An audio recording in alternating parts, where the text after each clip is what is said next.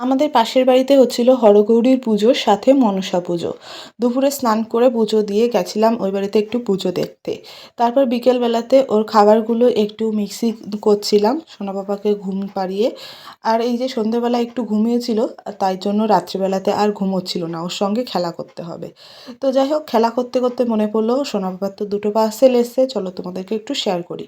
সোনাকে প্রথম থেকেই আমি এই ম্যানিপোকো প্যান্ট আর প্যাম্পাস এই দুটোই কিন্তু ইউজ করাই, বেশিরভাগ প্যাম্পাসটাই ইউজ করাই।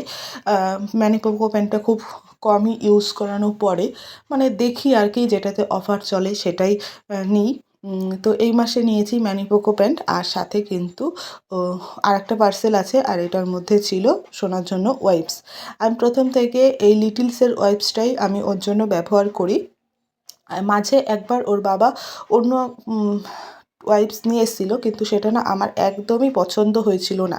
আর এবার দেখো ওয়াইপসটা আমি অর্ডার করেছিলাম, কিন্তু প্যাকেজিংটা আমার অন্যরকম লাগছিল। মানে তোমরাই দেখে বলো অন্যরকম কিনা। আমার তো অন্যরকম লাগছিল, এখন বলতে পারবো না যে ভেতরটা কেমন হবে। তো আমি দেখছিলাম, আর সাথে কিন্তু সোনা পাপাও এটার মজা নিচ্ছিল। সকালবেলায় তাড়াতাড়ি করে ঘুম থেকে উঠেছি, আর সমস্ত কাজ কিন্তু তাড়াতাড়ি করে সেরে স্নান ধান করে চলে এসেছি ঠাকুর ঘরে। আর ঠাকুর ঘরে এসেই মনটা ভীষণ খারাপ হয়ে গেছে। এইটুকু একটা ঘট, তার মধ্যে দেখো একটুখানি দুধ দিয়েছে মাত্র 10 টাকার। সাথে এই যে সকালে ফুলগুলো এনেছে, ফুলগুলোও কিন্তু দুদিন আগেকার দেখেই মনে হচ্ছে।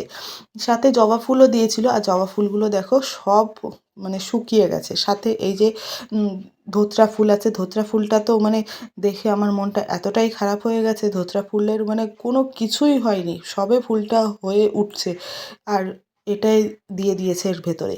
তো যাই হোক, মন খারাপ করে কিছুই নেই, ভগবান যেটা চেয়েছে সেটাই তো হবে।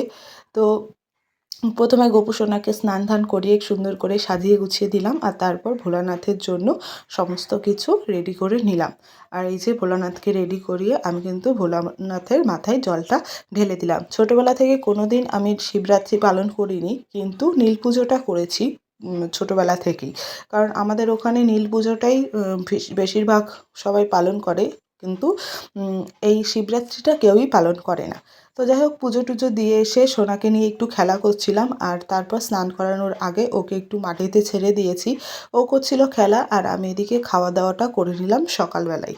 তারপর ওকে স্নান টান করিয়ে খাইয়ে দাইয়ে ঘুম পাড়িয়েছিলাম। আর ও দেখো স্নান করার আগে কতটা দুষ্টুমি করে বেড়াচ্ছিল।